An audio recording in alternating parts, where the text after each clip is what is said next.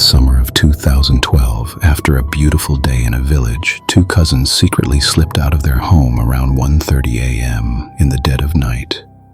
To avoid being noticed by anyone, they walked towards a forest path, out of sight of the villagers. They had gone about 2 or 3 kilometers when it suddenly began to rain, quickly turning into a torrential downpour. Turning back was impossible. They would get soaked and draw the attention of the villagers. So, they took shelter under a tree and waited. Just then, they noticed a glimmer of light seeping from within an abandoned house. The house was in ruins.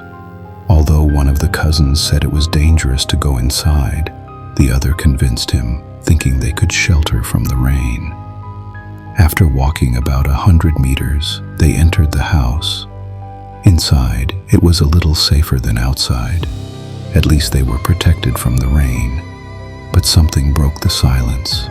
First, one of the cousins said he heard a crying sound coming from the basement.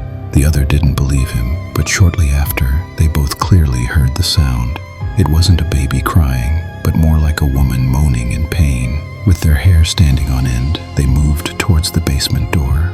As they slowly pushed the door open, their terror grew even greater. One of the cousins panicked and ran away. The other, however, succumbing to his curiosity, entered the basement, and there, he locked eyes with a woman crying in the darkness, her face mangled and disfigured. The moment the woman raised her head and looked at him, he bolted out of the house in terror, running after his cousin towards their own home. Fortunately, he managed to get home without being noticed, but when he checked the rooms, he couldn't find his cousin.